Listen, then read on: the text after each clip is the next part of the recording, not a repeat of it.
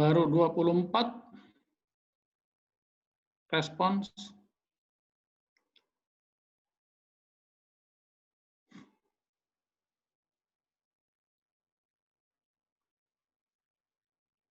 Dua lima. Satu lagi.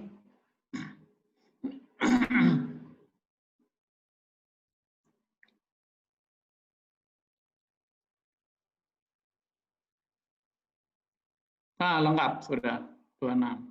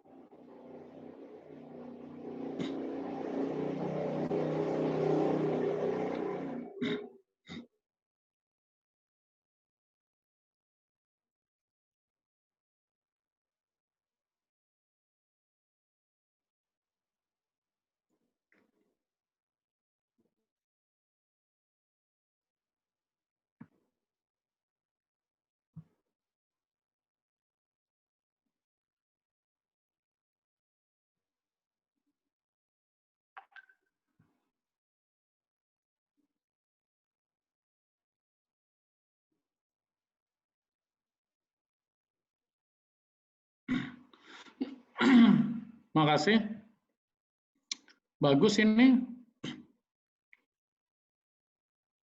Terendahnya 68, tertinggi 96, rata-rata 87,69, medianya 88. Keren.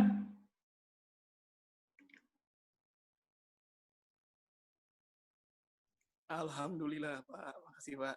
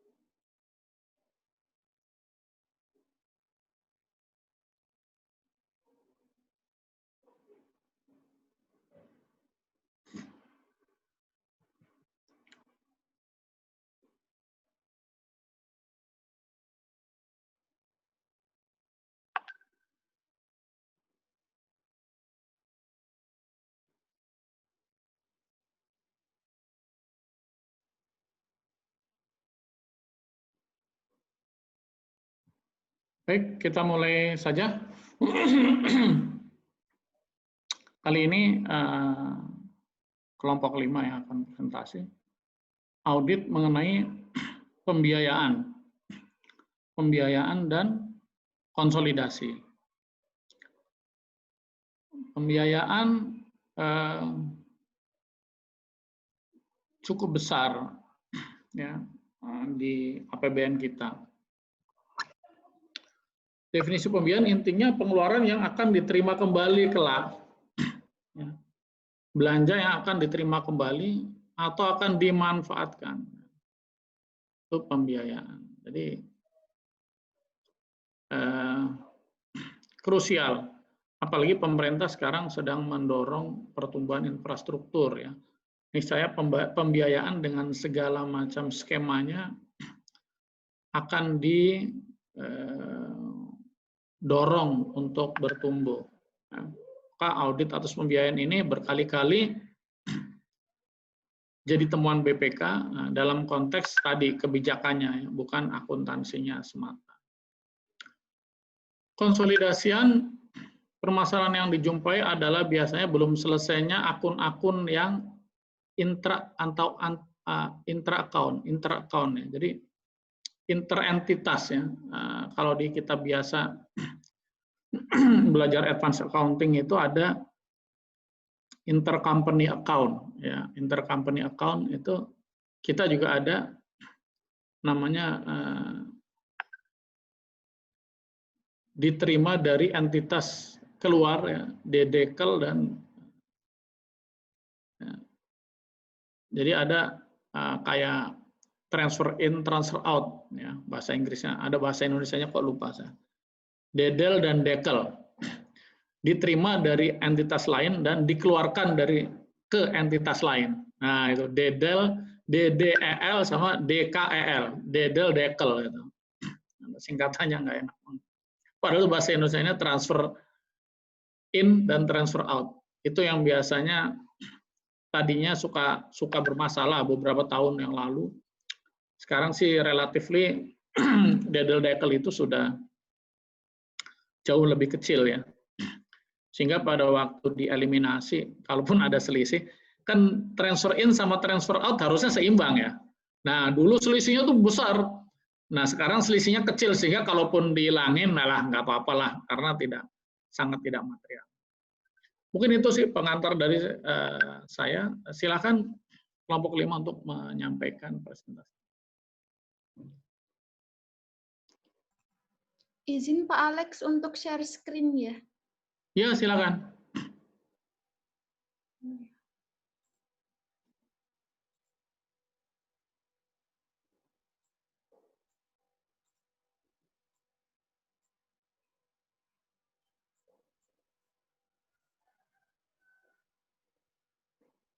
Selamat pagi teman-teman, selamat pagi Pak Alex. Hari ini kami dari kelompok 5 terdiri atas Ade Harwoko, kemudian saya Anissa Anastia, kemudian ada Dora Desandi, dan ada Mbak Rizky Rosita. Hari ini kami akan menyampaikan mengenai pemeriksaan siklus pembiayaan dan konsolidasi.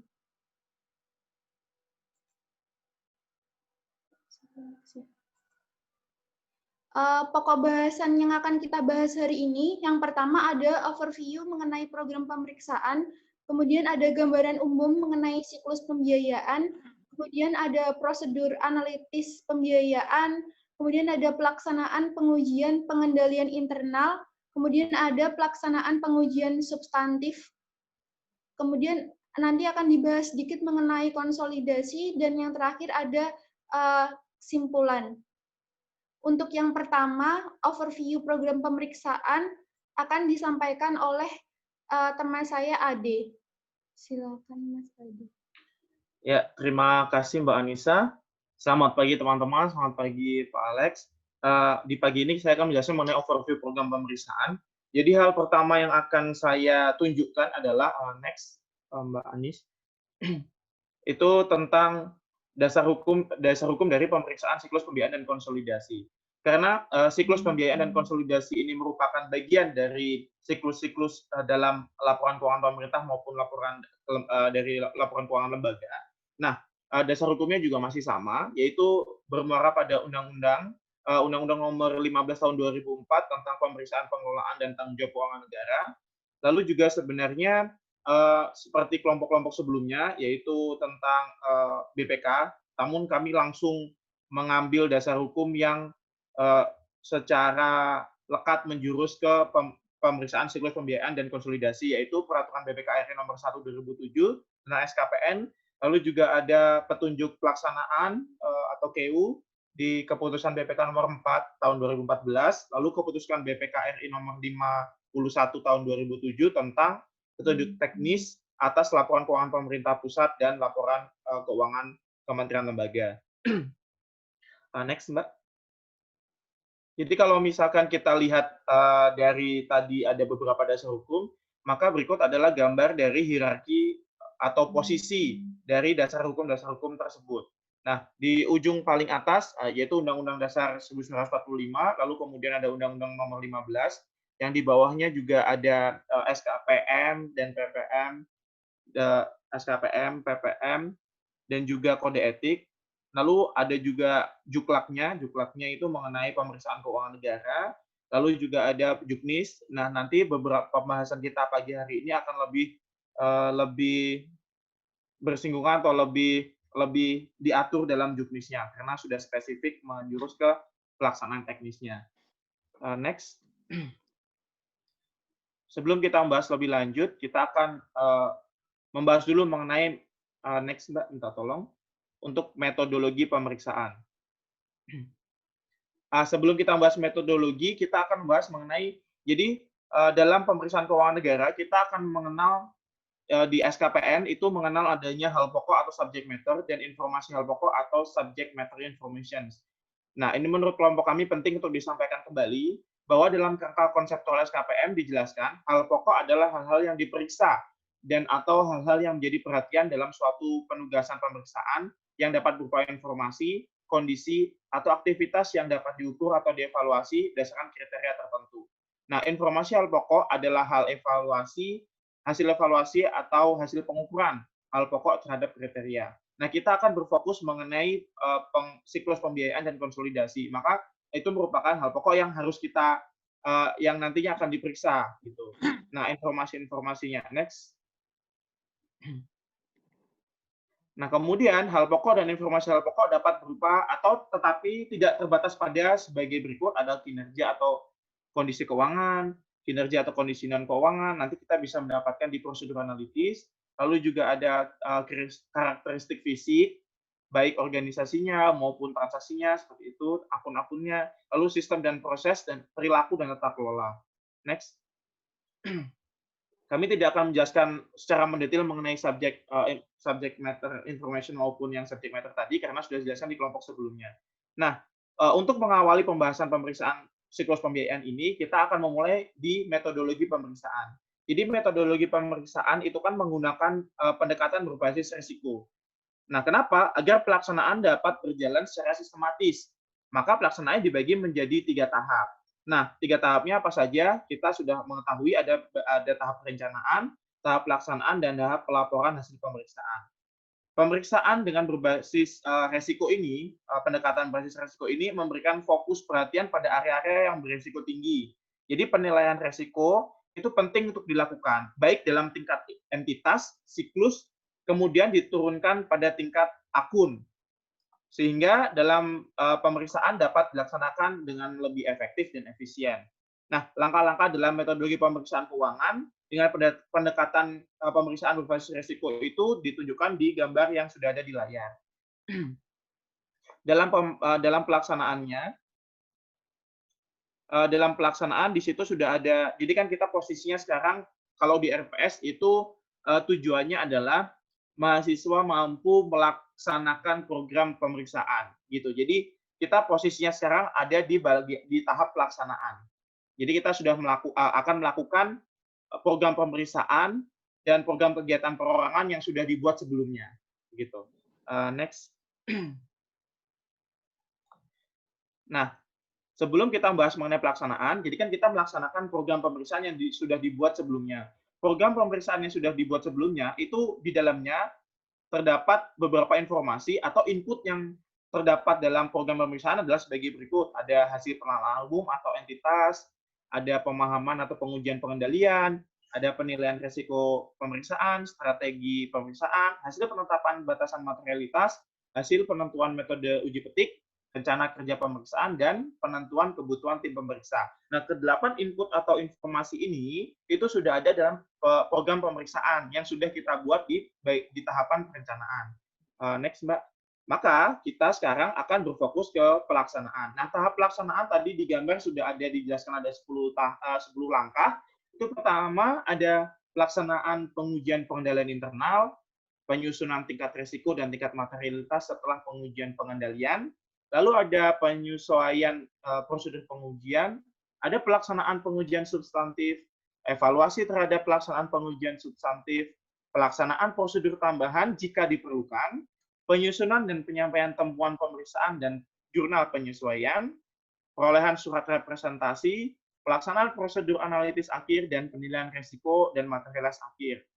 Karena kelompok sebelumnya sudah menjelaskan beberapa tahapan ini dengan sangat jelas dan memuaskan, jadi untuk pembahasan hari ini, agar lebih efisien dan efektif waktunya, maka kita akan berfokus ke pembahasan di 3 hal pokok, yaitu pelaksanaan pengujian pengendalian internal di nomor 1 atau langkah pertama di tahapan pelaksanaan pemeriksaan, lalu ke pengujian dari prosedur pengujian pengendalian internalnya, itu yang tetap di lingkup nomor 1, dan kita akan langsung melompat ke nomor 4, yaitu pelaksanaan pengujian substantifnya, kemudian ke bagian penilaian, ke bagian nomor 9, yaitu pelaksanaan prosedur analitis akhir. Kenapa? Karena mayoritas dari tahapan-tahapan ini atau langkah-langkah ini sudah dijelaskan di kelompok-kelompok sebelumnya, seperti penyusunan tingkat risiko, lalu penyesuaian prosedur, juga ada penilaian risiko materialitas akhir, itu sudah dijelaskan di kelompok-kelompok sebelumnya, agar lebih efisien saja waktunya. Next, Mbak.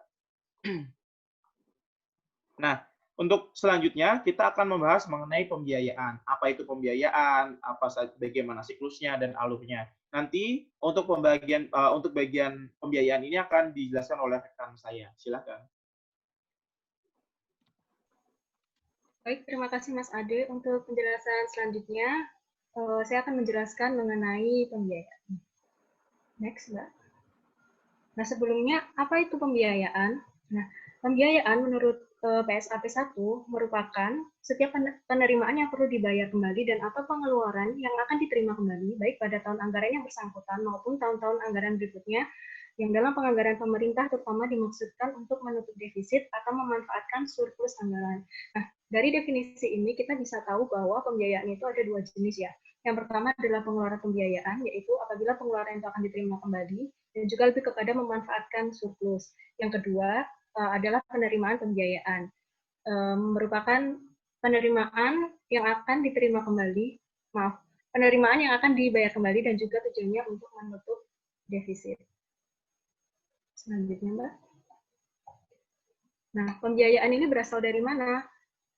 Pembiayaan ini dapat berasal dari untuk penerima pembiayaan, bisa dari penerimaan pinjaman, penjualan obligasi pemerintah, hasil privatisasi perusahaan negara atau daerah, penerimaan kembali pinjaman yang diberikan kepada pihak ketiga, penjualan investasi permanen lainnya, dan pencairan dana cadangan.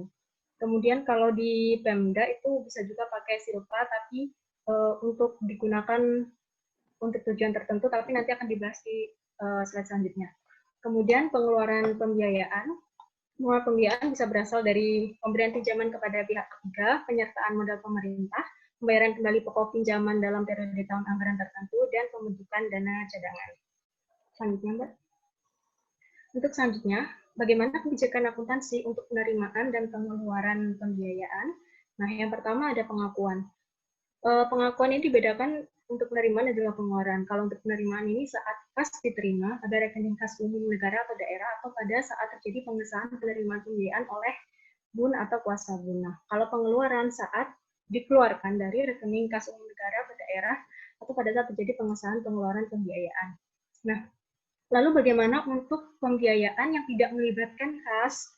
Apakah tidak dapat diakui Nah, ini tetap bisa diakui. Kalau kita lihat di IPSAP nomor 3, nah di sini dijelaskan bahwa pembiayaan yang tidak melibatkan kas itu tetap diakui. Misalkan dalam hal ini contohnya pemerintah menerima hibah berupa saham atau bukan kas ya. Atas transaksi tersebut pemerintah berarti di satu sisi akan mencatat mengakui pendapatan hibah dan di sisi lain juga mengakui sebagai pengeluaran pembiayaan dalam bentuk penyertaan modal pemerintah. Jadi meskipun kasnya belum masuk, secara kasnya belum ada, tidak ada transaksi melibatkan kas, tapi ini tetap bisa diakui. Nah, untuk pengukurannya, pengukuran baik penerimaan maupun pengeluaran ini sebesar nilai nominal. Dan apabila penerimaan dan pengeluaran pembiayaan tersebut dalam bentuk mata uang asing, maka harus dijabarkan dan juga dinyatakan dalam mata uang rupiah menggunakan kurs tengah DI pada tanggal transaksi. Selanjutnya asas pengukuran. Untuk penerimaan dan pengeluaran pembiayaan menggunakan asas bruto. Jadi dicatatnya berdasarkan jumlah bruto. Jadi tidak mencatat jumlah neto atau tidak dikompensasikan dengan pengeluaran. Nah, untuk penyajiannya disajikan dalam laporan realisasi anggaran dan juga dalam laporan arus kas. Di laporan arus kas sendiri ini dimasukkan ke dalam aktivitas investasi untuk pengeluaran pembiayaan dan juga masuk ke aktivitas pendanaan kalau untuk penerimaan pembiayaan. Nah, selain itu, ada hal yang terkait dengan pembiayaan yang harus diungkapkan di CALK, yaitu anggaran dan juga realisasi atas rincian penerima pembiayaan dan juga anggaran dan realisasi atas rincian pengeluaran pembiayaan. Jadi di CALK harus diungkapkan anggarannya berapa, realisasinya berapa, lalu rinciannya penerimaan dan pengeluaran itu apa saja. Seperti itu. Selanjutnya. Nah, untuk selanjutnya pelaksanaan dan penatausahaan pembiayaan daerah. Dalam Peraturan Pemerintah Nomor 12 Tahun 2019 tentang Pengelolaan Keuangan Daerah disebutkan bahwa pelaksanaan dan penatausahaan penerimaan dan pengeluaran pembiayaan daerah dilakukan oleh Kepala SKPKD. Nah, penerimaan dan pengeluaran pembiayaan daerah tersebut dilakukan melalui rekening kas umum daerah. Nah, dalam hal penerimaan dan pengeluaran pembiayaan daerah tersebut sesuai dengan ketentuan peraturan perundang-undangan tidak dilakukan melalui rekening kas umum daerah, maka BUD melakukan pencatatan pengesahan penerimaan dan pengeluaran pembiayaan daerah tersebut.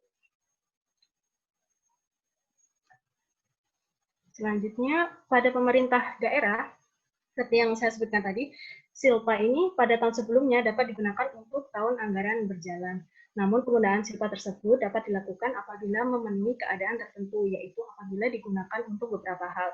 Yang pertama, untuk menutup defisit anggaran, kemudian untuk mendanai kewajiban pemerintah daerah yang belum tersedia anggarannya, membayar bunga dan pokok utang dan atau obligasi daerah yang melampaui anggaran yang tersedia mendahului perubahan APBD, melunasi kewajiban bunga dan pokok utang, mendanai kenaikan gaji dan tunjangan pegawai ASN akibat adanya kebijakan pemerintah, mendanai program dan kegiatan yang belum tersedia anggarannya, dan atau untuk mendanai kegiatan yang capaian sasaran kinerjanya ditingkatkan dari yang telah ditetapkan dalam DPA SKPD tahun anggaran berjalan, yang dapat diselesaikan sampai dengan batas akhir penyelesaian pembayaran dalam tahun anggaran berjalan.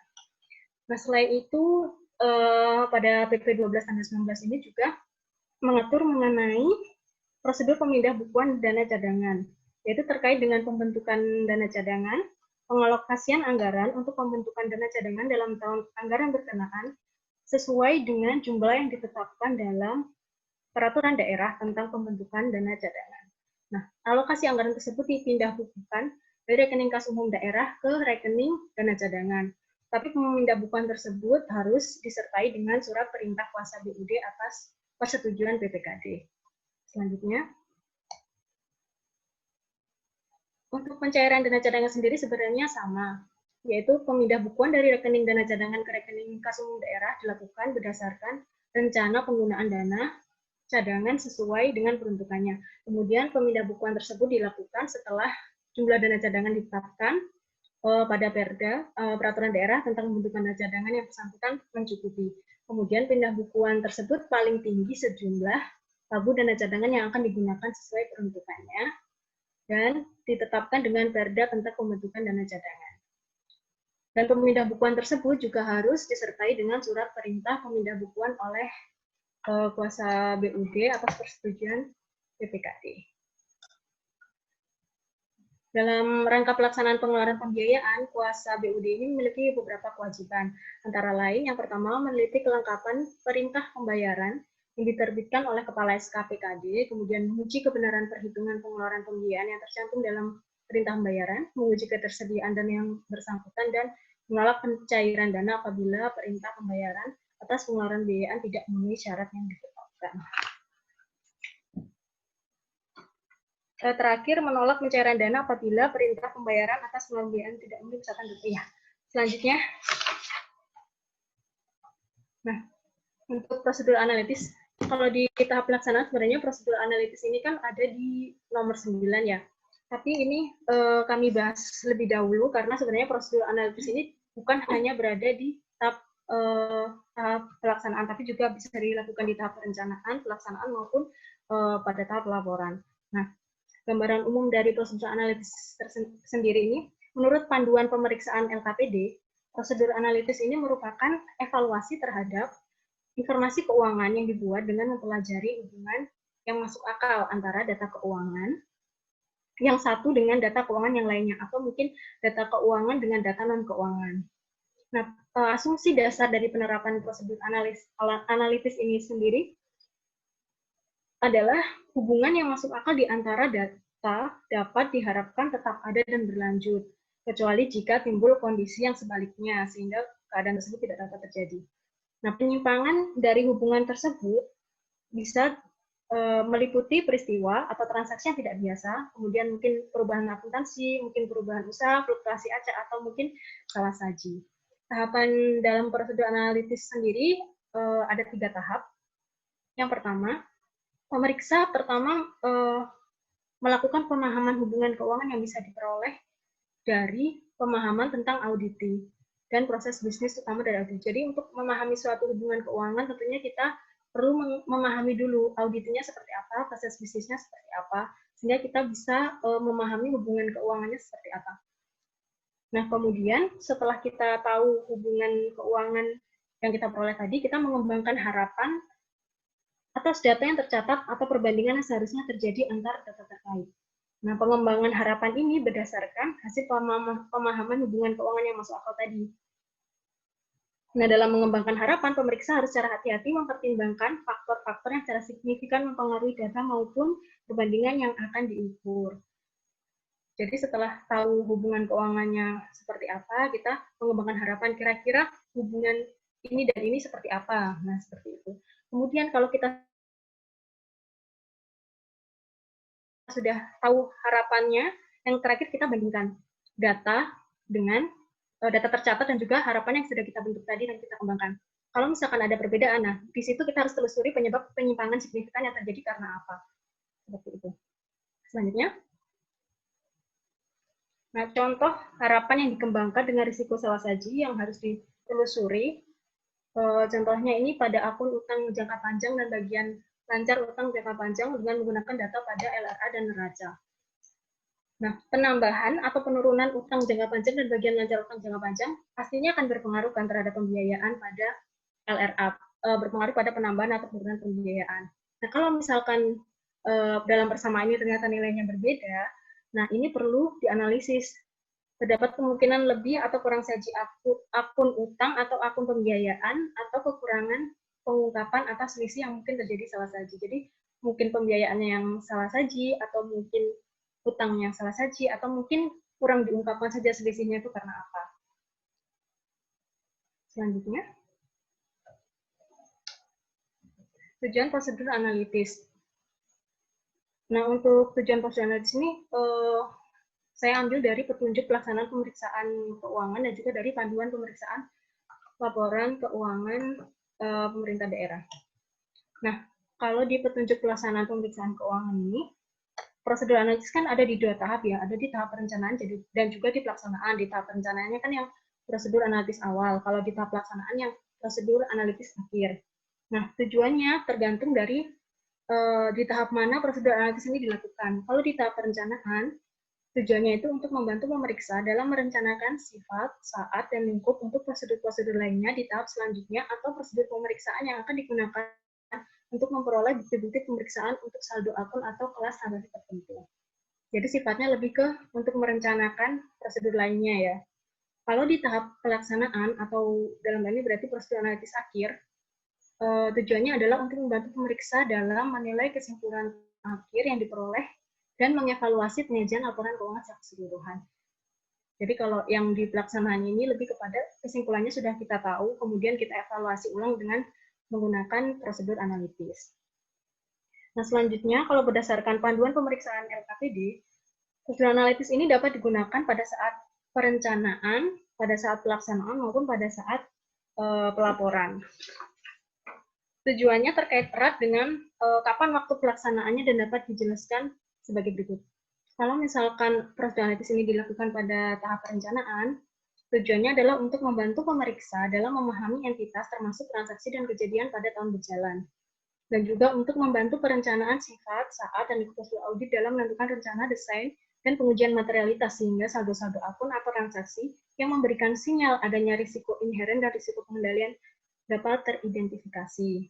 Nah, adanya penyimpangan yang terjadi menunjukkan risiko terjadinya salah saji. Nah, atas penyimpangan tersebut, untuk melihat apakah dibutuhkan perluasan prosedur pemeriksaan terkait siklus atau akun tertentu. Jadi kalau ada penyimpangan, ini sebagai indikasi apakah perlu perluasan prosedur pemeriksaan terkait akun atau siklus tertentu atau tidak. Nah, untuk yang kedua, pada tahap pelaksanaan pemeriksaan lapangan, tujuannya untuk memperoleh bukti tentang asersi tertentu yang berhubungan dengan saldo akun atau jenis transaksi.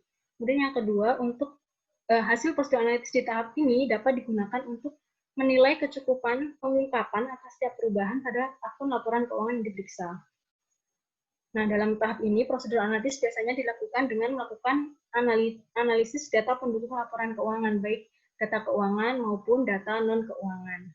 Kemudian untuk yang terakhir, pada tahap pelaporan, prosedur analitis bertujuan sebagai review menyeluruh informasi keuangan. Nah, hal ini diperlukan untuk memastikan bahwa akun-akun dalam laporan keuangan yang berkaitan, baik secara vertikal maupun horizontal, itu sudah sinkron dan tidak diperlukan lagi bukti tambahan untuk memastikan kewajaran laporan keuangan.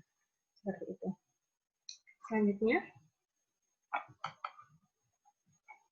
untuk pelaksanaan prosedur analitis, ini ada 3 cara. Yang pertama adalah analisis data. Cara melakukan analisis data ini dengan melakukan uji ketepatan penjumlahan antar akun atau kecukupan pengungkapannya. Tujuannya apa? Tujuannya itu untuk mengetahui kesesuaian dan menilai kebenaran angka-angka dalam laporan keuangan sehingga dapat diketahui apakah terdapat salah jurnal, salah klasifikasi, sehingga kalau misalkan ada kesalahan jurnal atau kesalahan klasifikasi, dapat dilakukan koreksi atas laporan keuangan yang dimaksud. Nah, contohnya, misalkan pada penerimaan hutang pemerintah daerah. Nah, selain tercermin dalam pembiayaan pada laporan realisasi anggaran, tentunya hutang ini juga harus diakui pada neraca. Selanjutnya. Nah, analisis data sendiri ini dilakukan dengan menguji hubungan antara akun-akun dalam laporan keuangan, baik vertikal maupun horizontal. Tujuannya adalah untuk mengetahui apakah terdapat kesalahan atau ketidaksinkronan dalam laporan keuangan sehingga dapat diperoleh pertimbangan yang nanti akan dilanjutkan dengan dengan pengujian substantif. Untuk yang pertama, analisis vertikal. Bedanya analisis vertikal dan horizontal ini, kalau analisis vertikal itu hubungan akunnya ada dalam satu jenis laporan keuangan. Jadi misalkan pada akun-akun pada neraca saja atau akun-akun pada LRA saja. Nah, kalau analisis horizontal ini hubungan antar akunnya lintas laporan keuangan. Jadi misalkan hubungan antar akun di neraca dengan akun LRA ataupun dengan LAK dan juga apakah sudah cukup diungkapkan di CALK. Nah, untuk analisis vertikal tujuannya itu untuk menentukan keseimbangan dan kebenaran saldo tiap akun dalam laporan keuangan. Contohnya misalkan dalam LRA, silpa tahun berjalan harus sama dengan total pendapatan dikurangi total belanja ditambah total penerimaan pembiayaan, kemudian dikurangi dengan total pengeluaran pembiayaan. Atau bisa dilihat rumusnya pada slide bagian analisis vertikal itu. Kemudian yang kedua, analisis horizontal. Tujuan analisis horizontal sendiri itu dilakukan untuk menentukan keseimbangan dan kebenaran saldo tiap akun dalam neraca, LRA, dan laporan arus kas, serta kecukupan pengungkapannya dalam catatan atas laporan keuangan. Nah, contohnya, pada analisis horizontal antara, misalkan pada akun LRA dan neraca. Nah, pengeluaran pembiayaan untuk penyertaan modal daerah pada LRA tentunya harus tercermin dalam penambahan nilai penyertaan modal daerah pada neraca, seperti pada persamaan. Kalau misalkan berbeda atau terdapat selisih, maka ada kemungkinan salah saji. Selanjutnya, untuk cara yang kedua adalah menggunakan teknik prediktif. Nah, teknik prediktif ini caranya dengan membandingkan realisasi dan anggaran akun-akun di laporan realisasi anggaran. Jadi, realisasinya berapa, anggarannya berapa, selisihnya berapa, itu yang perlu dicari tahu kenapa ada selisih. Atau bisa juga dengan menghitung jumlah tertentu dan membandingkan dengan catatan atau rumusan lain untuk mengetahui adanya indikasi permasalahan yang akan diuji lebih lanjut dalam pengujian substantif. Nah, pada teknik prediktif ini, perbedaan signifikan yang terjadi itu bisa menjadi indikasi permasalahan yang seharusnya diungkapkan pada CALK. Kalau misalkan nggak diungkapkan, ini perlu dicari tahu lagi kenapa dia bisa berbeda seperti itu. Contohnya misalkan untuk teknik prediktif, misalkan terdapat pengeluaran pembiayaan berupa penyertaan modal. Berarti kan prediksinya untuk tahun berikutnya pasti akan ada tambahan penerimaan dari dividen atas penyertaan modal tersebut. Selanjutnya, untuk cara yang ketiga atau yang terakhir ini menggunakan analisis rasio atau rasio dan tren. Nah, analisis rasio dan tren ini merupakan kegiatan untuk menganalisa data keuangan dan atau non-keuangan dalam periode tertentu untuk mengetahui perubahan signifikan dalam realisasi anggaran dan posisi keuangan. Analisis rasio sendiri dilakukan dengan menguji hubungan antar akun di dalam laporan keuangan. Sedangkan kalau tren ini dilakukan dengan membandingkan akun yang sama untuk periode lebih dari 2 tahun. Sehingga dari perbandingan tersebut bisa diketahui kecenderungannya tiap tahun itu seperti apa. Dan biasanya digunakan untuk membuat prediksi keuangan. Contohnya yaitu rasio hutang satu Pemda dengan rata-rata Pemda yang lain. Nah, kira-kira rasio hutang pada Pemda tersebut dibanding rata-rata Pemda seperti apa? Kemudian kenapa rasionya beda?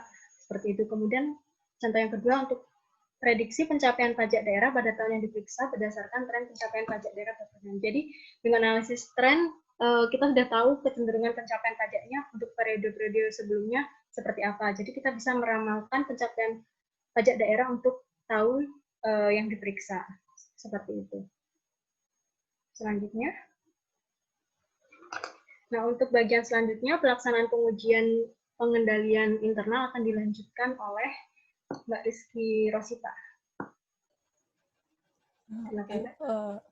Kita masuk ke pelaksanaan pengujian pengendalian internal di siklus pembiayaan. Next slide, Mbak, tolong. Nah, dalam siklus pembiayaan ini dilakukan pengujian pengendalian internal yang hasilnya digunakan untuk menentukan asersi-asersi dari laporan keuangan entitas yang terperiksa seperti keberadaan dan keterjadian, kelengkapan, hak dan kewajiban, penilaian dan pengalokasian, dan penyajian dan pengungkapan. Slide berikutnya. Nah, pelaksanaan pengujian pengendalian internal ini dia dilakukan terhadap efektivitas desain, yaitu untuk menentukan apakah desain SPI yang ada itu sudah memadai dan bisa meminimalisasi adanya salah saji. Kemudian dilakukan pengujian juga terhadap implementasinya untuk melihat apakah SPI itu sudah dilaksanakan sesuai dengan desain. Nah, hasil pengujiannya ini nanti digunakan untuk menentukan strategi pengujian substantif. Slide berikutnya. Nah, untuk beberapa petunjuk lain, apabila auditi itu menyelenggarakan akuntansi berbasis TI, pengujian internal itu juga dilakukan terhadap pengendalian atas TI tersebut. Kemudian seluruh hasil kegiatan pengujian pengendalian intern termasuk risiko adanya kecurangan harus didokumentasikan. Nah, selain itu, tim pemeriksa juga diharapkan untuk mendokumentasikan pemahaman mengenai pengendalian intern menggunakan pendekatan 5 komponen SPI yang menggunakan COSO framework.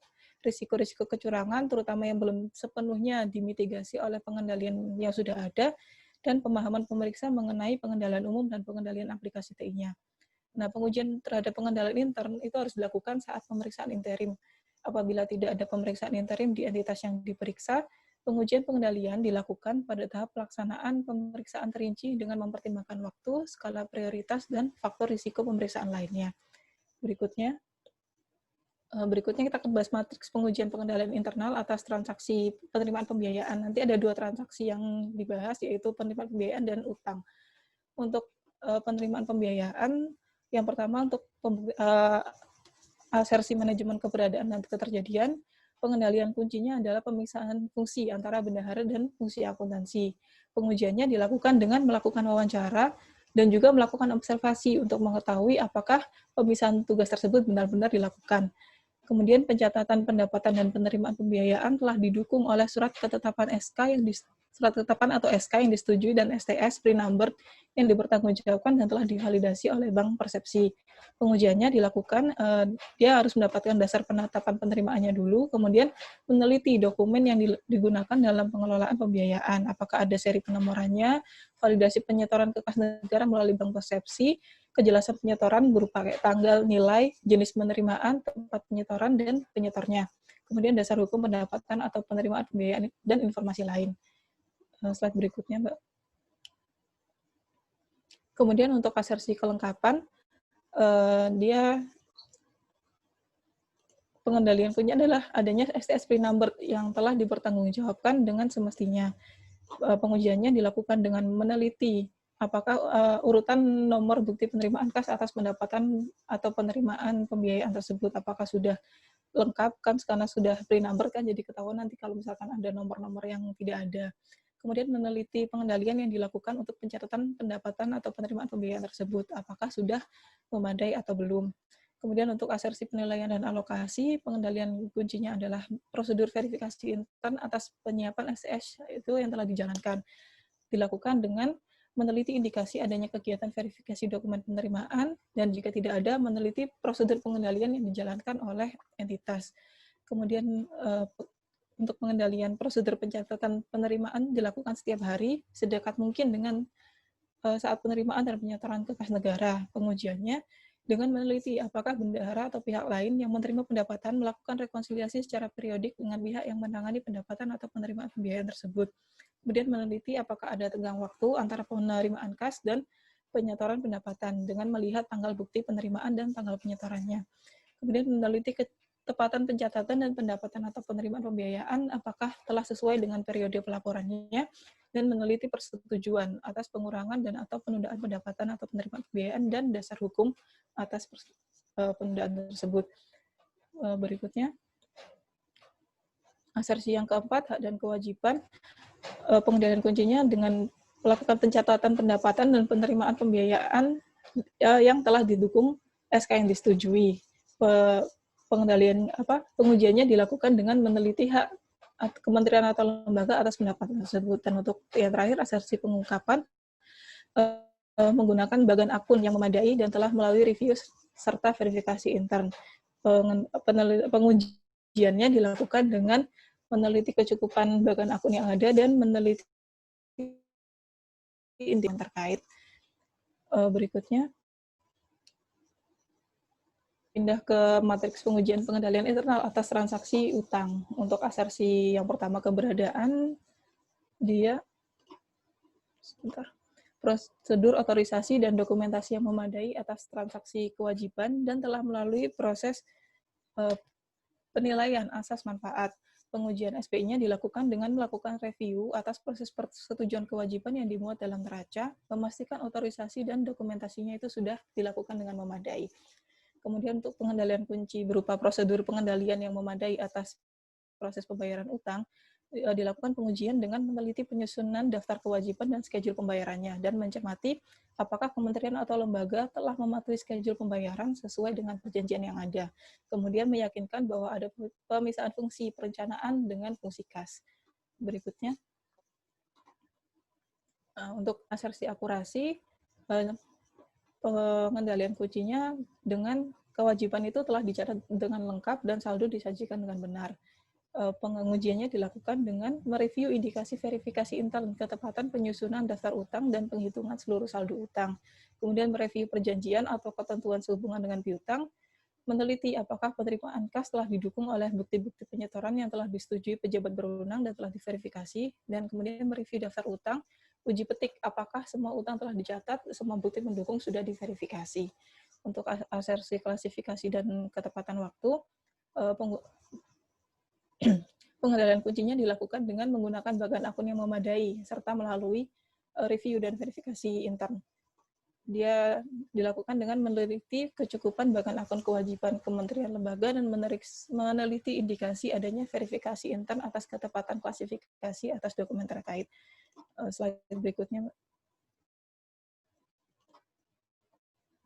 Kemudian untuk asersi penyajian dan pengungkapan, pengendalian kuncinya terdapat kebijakan akuntansi, sistem dan prosedur penyusunan laporan keuangan, serta adanya verifikasi internal. Pengujiannya dengan mereview kebijakan akuntansi terkait dengan penyajian saldo kewajiban dan menelaah kesesuaiannya dengan standar akuntansi yang berlaku. Kemudian mereview pelaksanaan penyusunan laporan dan verifikasi internal untuk memastikan bahwa pengungkapan atas penyajian saldo kewajiban sudah memadai. Dan berikutnya. Nah, selanjutnya setelah melakukan pelaksanaan pengujian terhadap pengendalian internal, dilakukan loncat langsung karena tadi sudah yang sudah disampaikan oleh Ade, langsung loncat ke pengujian substantif karena yang itu sudah dijelaskan oleh kelompok sebelumnya. Next, Mbak. Nah, untuk pengujian substantif itu dilakukan untuk meyakini asersi manajemen atas laporan keuangan pihak yang diperiksa, yaitu sama sih dengan pengendalian internal, yaitu keberadaan dan keterjadian, kelengkapan, hak dan kewajiban, penilaian dan pengalokasian, dan penyajian dan pengungkapan. Next. Nah, untuk strateginya, dari pengujian pengendalian internal tadi bisa ditentukan strategi pengujian substantif yang akan dilakukan oleh pemeriksa. Ada dua jenis, yaitu pengujian substantif mendalam dilakukan jika pemeriksa menyimpulkan bahwa SPI itu secara keseluruhannya lemah atau risiko pengendalian yang tinggi. Nah, untuk pengujian substantif mendalam ini sampel transaksinya luas. Dan untuk pengujian substantif terbatas dilakukan apabila pemeriksa menyimpulkan bahwa SPI-nya itu efektif secara keseluruhan atau risiko pengendaliannya rendah. Jadi sampel yang diambil tidak terlalu luas, cukup untuk mungkin dengan transaksi-transaksi yang nilainya besar atau lain sebagainya. Next. Nah, pelaksanaan pengujian substantif ini dilakukan dengan memperhatikan kesesuaian dengan SAP, kecukupan pengungkapan, efektivitas SPI, dan kepatuhan terhadap peraturan undang-undangan. Kemudian dilakukan setelah pemeriksa memperoleh laporan keuangan entitas yang diperiksa dan dapat dilakukan pada pemeriksaan interim. Tetapi untuk pemeriksaan interim, hasil pengujiannya akan perlu direview lagi pada saat pelaksanaan pemeriksaan yang terinci. Ya, berikutnya. Nah, ini untuk matriks pengujian substantif atas transaksi penerimaan pembiayaan, ada asersi manajemen yang ingin diuji dan pengujian substantifnya. Untuk asersi keberadaan dan keterjadian, pengujian substantifnya dilakukan dengan menelaah jurnal pendapatan, buku besar dan berkas hidup piutang atas neraca saldo untuk jumlah penerimaan yang besar atau tidak biasa. Kemudian menelusuri pencatatan penerimaan tersebut ke salinan SK penerimaan dan STS. Untuk asersi kelengkapan, melakukan pengujian atas beberapa sampel SK penetapan penerimaan dan STS-nya, kemudian menelusuri SK penetapan penerimaan ke STS dan pencatatannya ke buku jurnal dan berkas induk piutang. Next, Mbak. Nah, untuk asersi penilaian dan alokasi, dilakukan pengujiannya dengan meneliti realisasi pendapatan atau penerimaan pembiayaan yang dilaporkan pada LRA dan memastikan beberapa hal, yaitu yang pertama, penjumlahan vertikal dan horizontalnya itu sudah benar, kemudian pembandingannya dengan anggaran sudah benar, pembandingan dengan pendapatan pada LRA, dan pengungkapan dalam CALK sudah memadai atau belum. Kemudian menghitung ulang informasi di dalam bukti penerimaan secara uji petik, dan membandingkannya dengan laporan terkait. Melakukan pengujian atas beberapa STS yang telah dicatat sebagai penerimaan, yaitu dari tanggal penerimaannya, tanggal penyetoran ke kas negara, telah dicatat pada tahun anggaran yang sesuai. Kemudian untuk asersi hak dan kewajiban, melakukan pengujian atas pendapatan dan penerimaan pembiayaan dalam LRA apakah didukung oleh SK resmi atau tidak. Untuk pengungkapannya, meneliti dokumen yang mendukung pencatatan transaksi penerimaan dan memastikan pencatatan penerimaan tersebut telah dilakukan kepada akun yang benar, akun yang tepat. Next. Nah, untuk matriks pengujian substantif atas transaksi utang, untuk asersi keberadaan dan kepemilikan, pengujian substantif atas saldonya dilakukan dengan meneliti apakah saldo kewajiban pada neraca telah sesuai dengan buku besar dan buku besar pembantu. Kemudian menelusuri pencatatan buku besar ke buku jurnal umum, meminta pemimpin KL melakukan konfirmasi atas nilai kewajiban kepada pihak ketiga yang dipilih melalui uji petik, dan meneliti secara uji petik kewajiban KL pada perjanjian yang dipilih, dan meneliti juga secara uji petik transaksi pencatatan utang dengan dokumen pendukung. Untuk asersi akurasi, pengujian substantifnya dilakukan dengan meneliti apakah terdapat kewajiban KL yang timbul dari transaksi dengan pihak lain yang belum tercatat di dalam neraca. Next. Untuk asersi klasifikasi dan ketepatan waktu dilakukan dengan melakukan penghitungan ulang atas nilai kewajiban sesuai dengan dokumen terkait dan identifikasi kesesuaian klasifikasi keberadaan kewajiban. Untuk asersi penyajian dan pengungkapan, meneliti apakah kewajiban tersebut diungkapkan secara memadai dalam CLK.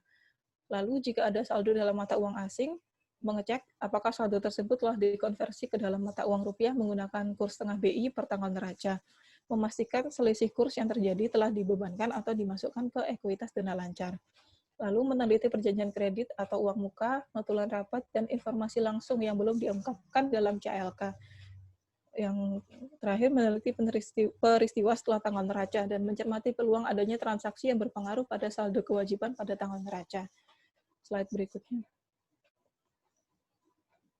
Nah, setelah dilakukan pengendalian internal dan pengujian substantif, untuk prosedur analitis akhirnya, pemeriksa harus menganalisis rasio keuangan dan mengevaluasi lebih lanjut perbedaan material antara nilai yang diharapkan dengan yang tercatat dari laporan keuangan. Apabila ini penjelasannya tentang perbedaannya tidak dapat diperoleh, maka pemeriksa harus mempertimbangkan apakah perbedaan tersebut baik secara individu maupun gabungan merupakan salah saji material yang dapat mempengaruhi opini pemeriksa terhadap kewajaran penyajian laporan keuangan. Berikutnya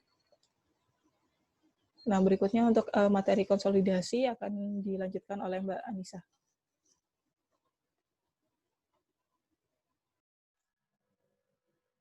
Berikutnya, saya akan menyampaikan sedikit mengenai konsolidasi.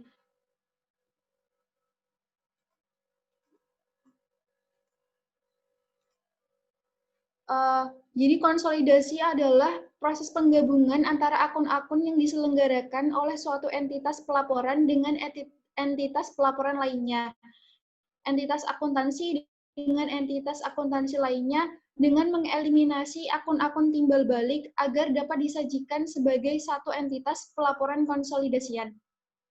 Nah, laporan keuangan konsolidasian itu merupakan suatu laporan keuangan yang menggabungkan seluruh laporan keuangan entitas pelaporan atau entitas akuntansi sehingga tersaji sebagai satu entitas tunggal. Jadi tujuannya itu agar mencerminkan satu kesatuan entitas.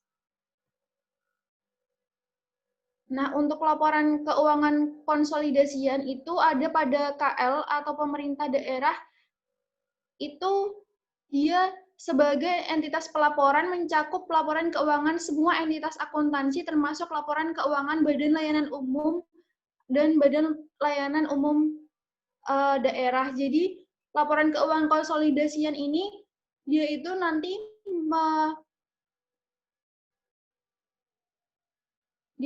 akan menyatukan KL-KL di dalam pemerintah pusat menjadi satu entitas pelaporan yang bernama laporan keuangan pemerintah pusat. Kemudian untuk yang pemerintah daerah itu nanti juga seperti itu, ada laporan keuangan pemerintah daerah, dan kemudian nanti di pemerintah pusatnya selain ada KL, laporan keuangan Badan Layanan Umum itu juga dimasukkan sebagai laporan keuangan konsolidasian.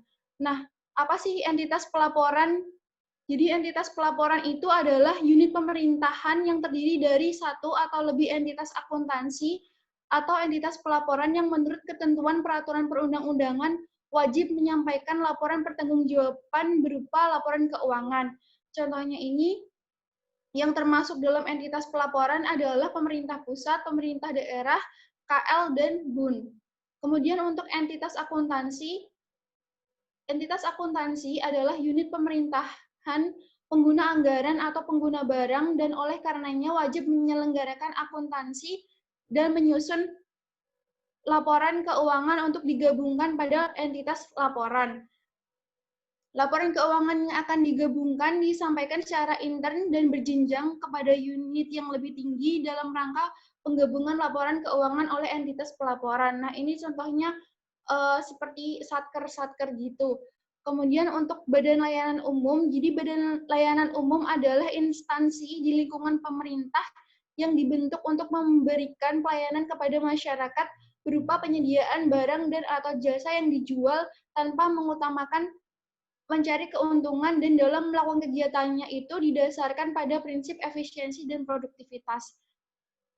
BLU ini nanti laporan keuangannya akan digabungkan dengan laporan keuangan dari KL. Jadi nanti akan dikonsolidasikan juga. Nah, bagaimana sih prosedur konsolidasi itu? Jadi langkah-langkah dalam prosedur konsolidasi itu yang seperti yang sudah teman-teman pelajari di AKL ya. Jadi yang pertama ada transaksi dan saldo resiprokal itu nanti dieliminasi. Prosedur eliminasi transaksi dan saldo resiprokal itu dilakukan secara bertahap. Yang pertama, tahap awal itu eliminasi antara entitas akuntansi dalam satu entitas pelaporan. Kemudian tahap selanjutnya adalah eliminasi antar entitas pelaporan. Nah, eliminasi ini dilakukan dengan menggunakan jurnal dalam sistem akuntansi dan pelaporan keuangan pemerintah pusat. Dalam hal proses eliminasi belum dapat dilakukan melalui sistem, maka proses eliminasi dilakukan secara manual pada tingkat konsolidasian. Dalam hal diperlukan, prosedur eliminasi dapat diatur lebih lanjut dan dilakukan hanya untuk hal-hal yang material. Eliminasi ini tidak dilakukan untuk akun-akun laporan realisasi anggaran. Kemudian untuk tujuan konsolidasi, tanggal penerbitan laporan keuangan Bendahara Umum Negara dan laporan keuangan pemerintah pusat pada dasarnya itu harus sama dengan tanggal penerbitan laporan keuangan kementerian lembaga. Kemudian laporan keuangan konsolidasian disusun dengan menggunakan kebijakan akuntansi yang sama untuk transaksi, peristiwa, dan keadaan yang sama atau sejenisnya. Kemudian yang terakhir, laporan keuangan konsolidasian pada Kementerian Negara atau lembaga sebagai entitas pelaporan mencakup laporan keuangan Badan Layanan Umum, seperti yang sudah dijelaskan di slide sebelumnya. Kemudian penyajian dan pengungkapan. Jadi laporan keuangan konsolidasian itu harus dibuat meliputi 7 laporan, harus mencakup seluruhnya. Yang pertama ada laporan realisasi anggaran, kemudian ada laporan perubahan SAL, kemudian ada neraca, ada laporan operasional, laporan perubahan ekuitas, laporan arus kas, dan yang terakhir ada CALK. Nah, penyajian laporan keuangan konsolidasian dilakukan untuk periode pelaporan yang sama dengan periode pelaporan keuangan entitas pelaporan dan berisi jumlah komparatif dengan periode sebelumnya. Jadi, kalau dilihat di laporan keuangan itu pasti ada tahun laporan dan tahun sebelumnya atau T dan T-1-nya gitu. Sehingga ada bisa dilihat perbandingannya dari tahun ke tahun gitu. Kemudian laporan keuangan konsolidasian dari semua kementerian atau lembaga tersebut disampaikan oleh pemerintah pusat kepada lembaga legislatif, dalam hal ini DPR,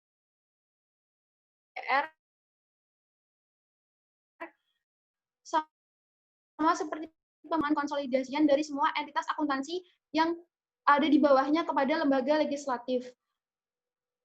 Kemudian pengungkapan dalam CALK meliputi nama-nama entitas yang dikonsolidasikan atau digabungkan beserta status masing-masing, yaitu apakah sebagai entitas pelaporan atau entitas akuntansi.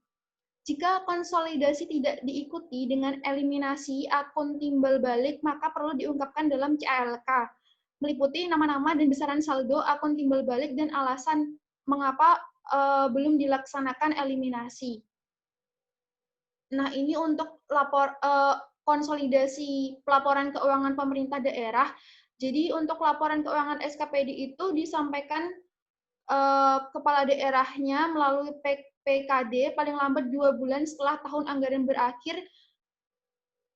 Ini disampaikannya kepada tadi lembaga legislatifnya. Kemudian laporan keuangan pemerintah daerah hasil konsolidasi disusun dan disajikan oleh kepala SKPD selaku PPKD sebagai entitas pelaporan untuk disampaikan kepada kepala daerah dalam rangka memenuhi pertanggungjawaban pelaksanaan APBD. Laporan keuangan konsolidasian ini kalau untuk daerah sama dengan laporan keuangan konsolidasian pemerintah pusat, dia meliputi 7 laporan keuangan seperti yang udah ada di slide sebelumnya. Nah, laporan tersebut kemudian disampaikan kepada kepala daerah melalui sekretaris daerah paling lambat 3 bulan setelah tahun anggaran. Atas laporan keuangan pemerintah daerah itu nanti akan dilakukan review oleh APIP sebelum disampaikan kepada BPK untuk dilakukan pemeriksaan. Laporan keuangan tersebut disampaikan kepada BPK pada paling lambat 3 bulan setelah tahun anggaran berakhir dan diselesaikan selambat-lambatnya 2 bulan setelah menerima laporan keuangan dari pemerintah daerah. Nah, kepala daerah nanti akan memberikan tanggapan dan melakukan penyesuaian terhadap laporan hasil pemeriksaan Badan Pemeriksa Keuangan. Dalam hal Badan Pemeriksa Keuangan belum menyampaikan laporan hasil pemeriksaan paling lambat 2 bulan setelah menerima laporan keuangan dari Pemda, rancangan Perda tentang pertanggungjawaban pelaksanaan APBD diajukan kepada DPRD. Nah, untuk pelaksanaan pemeriksaan atas laporan konsolidasi ini sebenarnya itu sama seperti pada siklus pembiayaan. Jadi untuk konsolidasi itu juga terdiri dari perencanaan, kemudian ada pelaksanaan pemeriksaannya, dan ada pelaporannya. Namun untuk yang pelaksanaan pemeriksaannya itu, dia sama seperti siklus pembiayaan juga, ada pengujian analitisnya, kemudian ada pengujian sistem pengendalian internalnya, dan ada pengujian substansifnya atas transaksi dan saldo, sama seperti pada siklus pembiayaan yang sudah dijelaskan oleh teman-teman sebelumnya.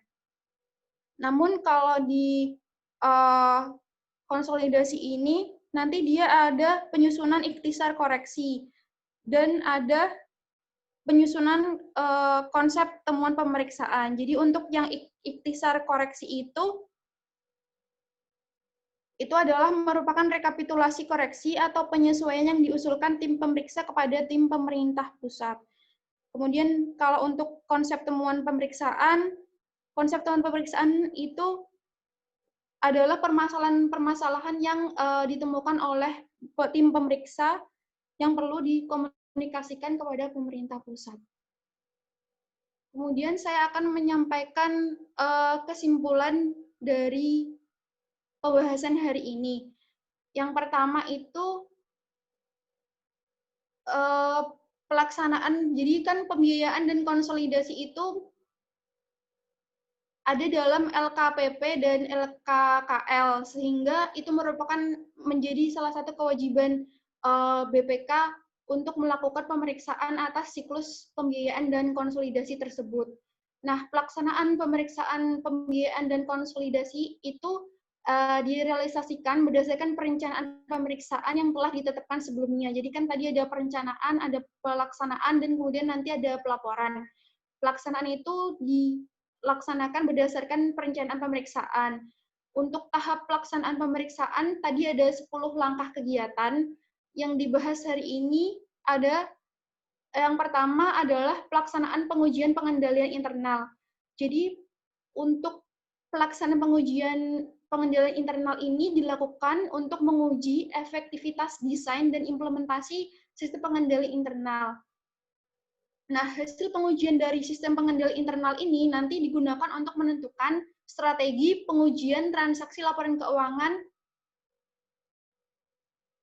entitas yang diperiksa.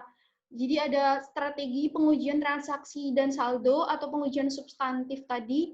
Nah, strateginya pengujian SPI ini digunakan untuk menentukan strateginya apakah yang dilaksanakan adalah pengujian substantif mendalam atau pengujian substantif terbatas. Nah, selain digunakan untuk menentukan strategi pengujian substantif, pengujian sistem pengendalian internal ini nanti juga digunakan untuk menentukan asersi-asersi dari laporan keuangan entitas yang terperiksa. Kemudian selanjutnya adalah pengujian substantif. Jadi pengujian substantif atas transaksi dan saldo itu dilakukan dengan memperhatikan kesesuaian dengan standar akuntansi pemerintah. Kemudian kecukupan pengungkapan dengan efektivitas SPI juga, dan kepatuhan terhadap peraturan perundang-undangan termasuk peraturan perundang-undangan terkait lingkungan. Kemudian prosedur analitis akhir diterapkan untuk membantu pemeriksa dalam menilai kesimpulan akhir yang diperoleh dan dalam mengevaluasi penyajian laporan keuangan secara keseluruhan. Pemeriksa harus menganalisis rasio keuangan dan melakukan evaluasi lebih lanjut mengenai perbedaan material antara nilai yang seharusnya dengan nilai di laporan keuangan. Jadi tadi setelah dilaksanakan pengujian substantif tadi kan pemeriksa itu akan menilai kembali apakah bukti-buktinya sudah cukup atau apakah harus dilakukan prosedur pemeriksaan lainnya. Nah, kemudian di tahapan yang paling selanjutnya itu ada prosedur analitis akhir. Seperti yang sudah ada di slide ini, kemudian setelahnya pemeriksa itu harus menganalisis rasio keuangan dan melakukan evaluasi lebih lanjut mengenai perbedaan material antara nilai yang seharusnya dengan nilai di laporan keuangan, juga dia harus menganalisis mengenai resiko.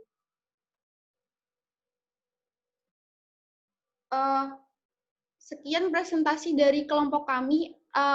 Apakah ada pertanyaan dari teman-teman?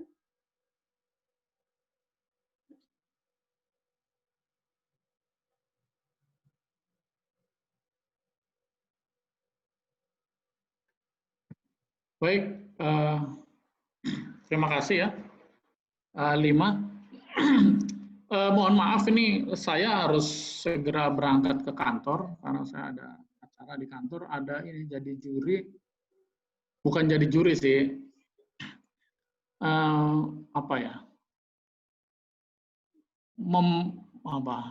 memantau penjurian. Nah, lengkapnya gitu. Kalau jadi jurinya nggak bisa kayaknya. Ini ada kompetisi proyek data analitik di seluruh Kementerian Keuangan.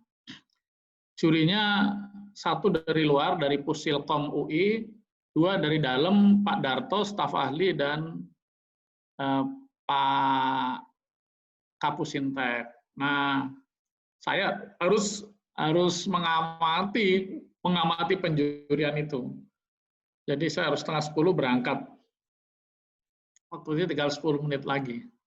Ya, tolong pertanyaan disimpan dulu. Kita mulai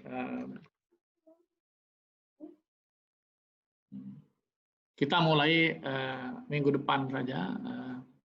Kamis, insya Allah saya kemungkinan tidak bisa. Kita tidak ada kuliah kemungkinan.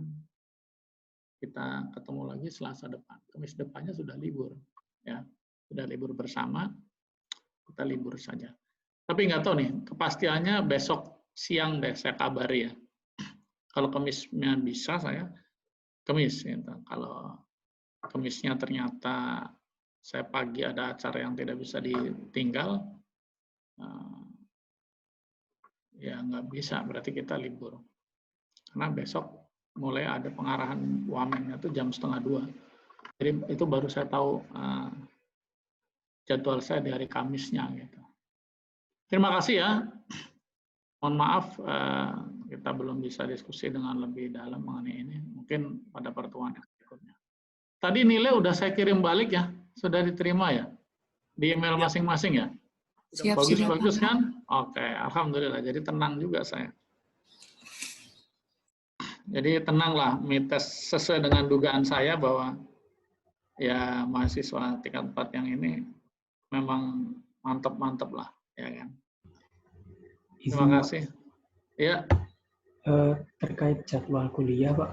Untuk yang jadwal kuliah setelah UTS itu, menurut informasinya tidak bisa dijadwalkan ulang di sebelum UTS, Pak. Siapa yang ngomong itu? Dari ketua kelas, Pak. Nah, ntar saya tanyain. Siap. Ntar saya tanyain ke administrasi ya. Oke. Lo kan sama aja, apa sih bedanya? Oke, ntar saya tanyain deh itu. Ya.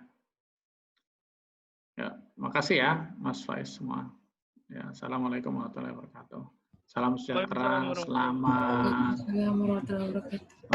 siang, selamat pagi, siang, Pak. Selamat pagi, ya, tetap semangat, tetap jaga kesehatan. Ya, Pak, Bapak juga, Pak. Pak, selamat jadi jurinya juri, Pak. Ya udah, Allah ya.